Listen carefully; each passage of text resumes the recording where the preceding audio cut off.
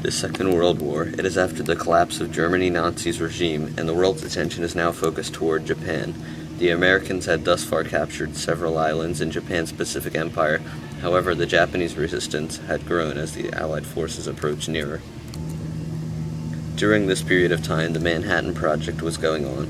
The Manhattan Project, one of the largest secret projects in history, was finishing up with the development of nuclear weaponry. The Manhattan Project, which was created in response to Germany's own nuclear program, was then pitted against Japan. On July 11th, Allied leaders met in Potsdam, Germany, to outline the terms of surrender for Japan's unconditional surrender. On July 26th, Winston Churchill, Chiang Kai-shek, and the U.S. President Harry S. Truman issued the Potsdam Declaration, an ultimatum of surrender to Japan. The full application of a military power backed by a resolve will mean the inevitable and complete destruction of the Japanese armed forces, and just as inevitably, the utter devastation of the Japanese homeland. The time has come for Japan to decide whether she will continue to be controlled by those self-willed militaristic advisors whose unintelligent calculations have brought the Empire of Japan to the threshold of annihilation, or whether she will follow the path of reason. Following our terms, we will not deviate them. There are no alternatives. We shall brook no delay. We call upon the government of Japan to proclaim now the unconditional surrender of all Japanese armed forces, and to provide proper and adequate assurances of their good faith in such action.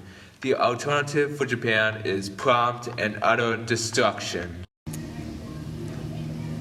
With Japan showing no signs of surrender, the United States unveiled its devastating new weapon. On August 6, 1945, the Enola Gay dropped the atomic bomb Little Boy on the city of Hiroshima, unleashing a destruction never before seen by mankind. Over 70,000 people were immediately killed by the blast, and thousands more died later from the long-term effects of the bomb. Little Boy and Fat Man were two of the nuclear bombs that utilized fission to release the energy stored in uranium and plutonium. B-29 bombers dropped these bombs within 3 days of each other. Little Boy was dropped on Hiroshima and Fat Man was dropped on Nagasaki. Little Boy was a gun-type device, meaning that when it was detonated, a core of uranium was fired down a tube within the bomb into another core of uranium, thus causing a fission reaction which released the energy within it. It exploded with a force of 16 kilotons of TNT at 1,900 feet above Hiroshima. Fat Man was a more complicated and more powerful device that utilized plutonium instead of uranium, and it also worked differently. This device primarily had a spherical plutonium core surrounded by various alternating high explosives and slow explosives. When the explosives were detonated, the plutonium core compressed to the size twice its normal density, again causing a fission reaction. It was detonated at 1,800 feet above Nagasaki with a force of 21 kilotons of TNT. Even though it was more powerful, there was less damage caused because of Nagasaki's hilly terrain. To further distress Japanese leader, news came in proclaiming an incident in Nagasaki. The Fat Man had been dropped on Nagasaki, causing the immediate death of 40,000 people, with only thousands of deaths to follow. Despite the increased strength of Fat Man compared to Little Boy, the casualties were reduced due to geographic placement of hills in the city. Hello, my name is Joe E. Lee. I survived the atomic bombing of Nagasaki on that fateful day, August 9, 1945. All I can remember is that on that day I was walking down the street when a bright flash of light appeared out of nowhere.